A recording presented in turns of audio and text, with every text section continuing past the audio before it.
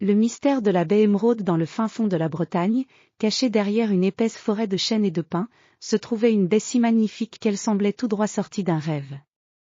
Cette baie, connue sous le nom de Baie Émeraude, était réputée pour ses eaux scintillantes et ses paysages enchâssés dans un écrin de verdure. C'était là que commença notre histoire, une aventure marquée par le mystère et la découverte. La baie se trouvait à une dizaine de kilomètres du village de Ploumanac'h, un village pittoresque au bord de la mer. Ses plages de sable fin et ses rochers granitiques se déversaient dans une mer d'un bleu profond, contrastant avec le vert luxuriant des collines environnantes.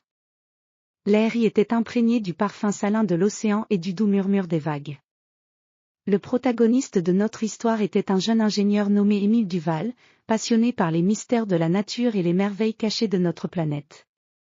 Émile, à l'âme d'explorateur, avait entendu des rumeurs sur la baie Émeraude, rumeurs évoquant un trésor caché et des phénomènes inexplicables. Curieux et avide de découvrir ce qu'il en était, il décida de partir en expédition pour percer les secrets de cette baie légendaire. Le voyage d'Émile débuta par une randonnée à travers la forêt dense qui bordait la baie. Les arbres, séculaires et majestueux, semblaient former un labyrinthe naturel.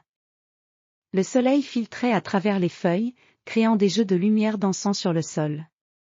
Émile avançait avec précaution, ses sens en alerte. Il entendait le chant des oiseaux et le bruissement des feuilles, mais aussi un écho mystérieux qui semblait provenir de plus loin. Après plusieurs heures de marche, Émile arriva à une clairière surplombant la baie. La vue était à couper le souffle. La baie s'étendait devant lui, comme un vaste miroir de cristal reflétant le ciel d'azur et les nuages flottants. Les falaises abruptes entouraient la baie, leur couleur allant du blanc éclatant au gris argenté, orné de lichens et de mousse. Émile descendit prudemment vers le rivage, où les vagues venaient lécher le sable doré. Il observa les rochers éparpillés le long de la plage, leurs formes étranges et leurs textures rugueuses. Certains rochers semblaient former des silhouettes familières, comme des visages sculptés par le temps et les éléments. Émile s'approcha de l'un d'eux, un rocher particulièrement grand, et découvrit une inscription ancienne, presque effacée par les années.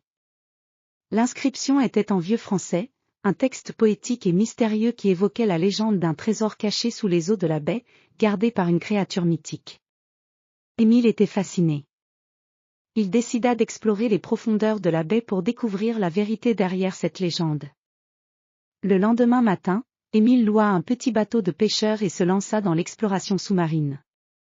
Équipé de son matériel de plongée, il plongea dans les eaux cristallines de la baie.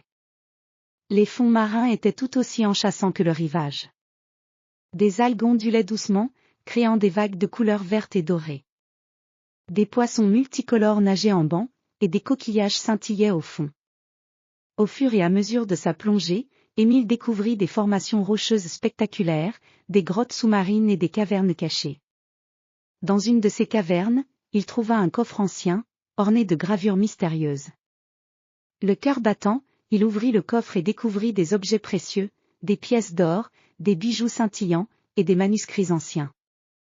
Mais le plus étonnant était un vieux parchemin, décrivant en détail l'histoire de la baie Émeraude. Selon le texte, le trésor avait été caché par un pirate légendaire, Jean le Rouge, pour protéger son butin des mains des autorités. Les légendes disaient que ce trésor était maudit, et que quiconque tenterait de le voler serait condamné à une vie de malheur. Émile, bien que ravi de sa découverte, décida de laisser le trésor en place, respectant la légende et la tranquillité de la baie. Il remonta à la surface et retourna sur la terre ferme, le cœur rempli de joie et d'émerveillement. Il savait que la vraie richesse de la baie Émeraude résidait dans sa beauté intacte et ses mystères non résolus.